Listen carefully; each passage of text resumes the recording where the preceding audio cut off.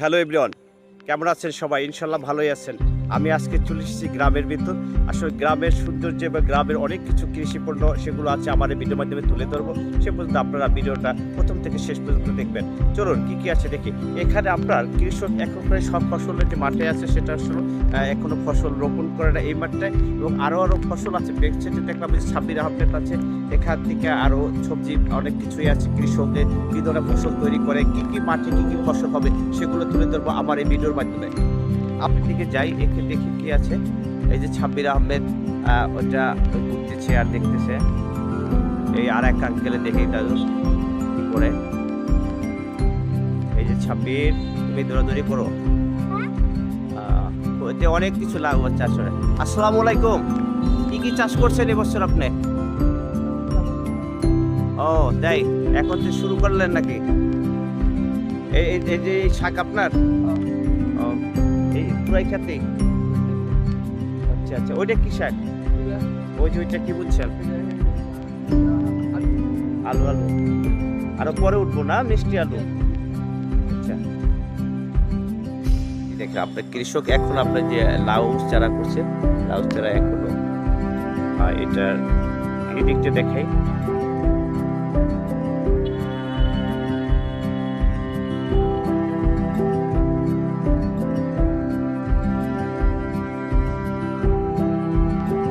আসসালামু আলাইকুম।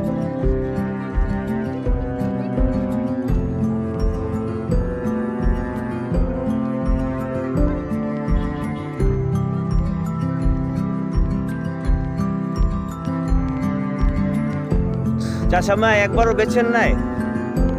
লাল শাক বড় বিক্রি করছেন? ও আচ্ছা আচ্ছা, এটাই না? এই কেবল একমাত্র পরে বলছে এই যে লাল শাক।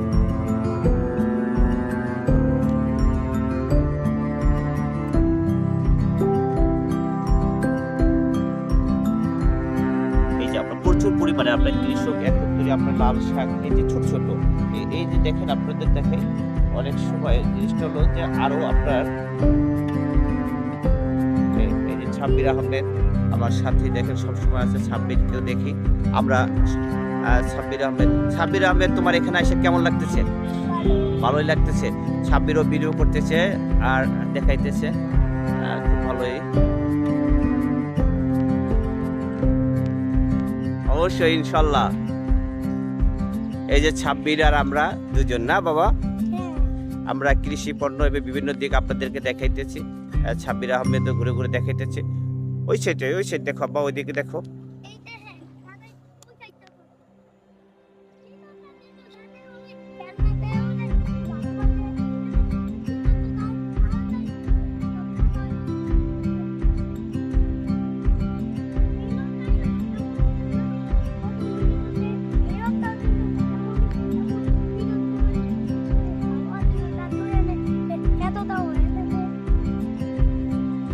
অবশ্যই ইনশাল্লাহ।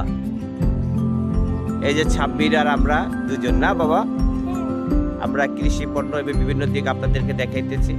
ছাব্বির আহমেদ ঘুরে ঘুরে দেখাইতেছি। ওই সাইড দেখো বা ওইদিকে দেখো।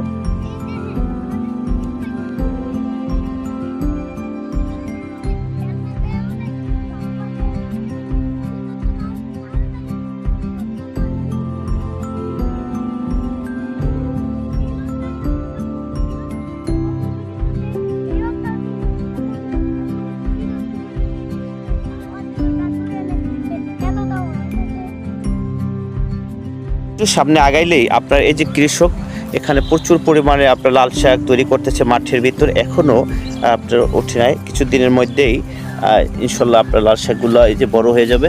আমি কাছ থেকে আপনাদেরকে দেখাইতেছি, দেখুন প্রচুর পরিমাণে এটা আছে। এগুলো আপনার কৃষক আপনার এখানে ফসল মাঠে এই মূলা শাক, এই শাক, সব ধরনের শাকই এখানে রোপণ করা হয়। হ্যালো এভরিওয়ান, আসলে একটা জিনিস হলো যে দেখা যাচ্ছে কি আপনার কৃষকের প্রতি একটা সহানুভূতি করা দরকার, সেটা আমরা করি না। অনেক সময় এই ধরনের ফসল আমরা রোপণ করা দরকার, সেটাও করি না। কৃষকের একটা মাঠ পর্যায় থেকে একটা যে প্রশিক্ষণ দেওয়া উচিত, এবং কৃষক কী ধরনের ফসল মাঠে তৈরি করলে সেখান থেকে ভালো একটা লাভবান হবে সেটা অনেক সময় জানে না। না জানার কারণে কৃষক সবসময় বিপদের সম্মুখীন হয় এবং যথেষ্ট পরিমাণ ভালো ফসল ঘরে নিতে পারে না, লাভবান হতে পারে। কিন্তু এই ধরনের আপনার প্রশিক্ষণ না থাকার কারণে আমরা আজও পিছিয়ে আছি। বাংলাদেশ আসলে গর্বিত, বাংলাদেশের যে মাটি সোনার মাটি, এই মাটিতে আপনার প্রচুর পরিমাণে ফসল ফলানো যায়। সেই ফসল যদি আপনি এবার দেখাচ্ছি কি ঘর পর্যন্ত নিয়ে যায়, তাহলে ফসলটা আপনার যদি ভালোভাবে তৈরি করে তখন হয়তো আরও ভালো কিছু করা যায়। এই দেখুন, এইবার চিন্তা ভাবনা করুন, যদি আপনি এরকম ফসল বা সৌন্দর্য যদি আপনার ধরে রাখতে চান বা দেশকে স্বাবলম্বী করতে চান, তাকে কৃষকের উপরে, কৃষি বান্ধব বাংলাদেশের প্রতি একটু সহানুভূতি হতে হবে, একটু দেখতে হবে এবং সযত্নে তাদেরকে তাকাতে হবে, তাদেরকে কৃষি লভ্যাংশ দিয়ে তাদেরকে উপকৃত করতে হবে, তাহলে তারা ভালো ফসল করতে পারবে ইনশাল্লাহ। আপনাদের সবাই ভালো থাকেন, সুস্থ থাকেন, সুন্দর থাকেন। পরবর্তী ভিডিও দেখার জন্য আমার সাথে থাকুন। সোহেল আরমান, নারায়ণগঞ্জ, ঢাকা।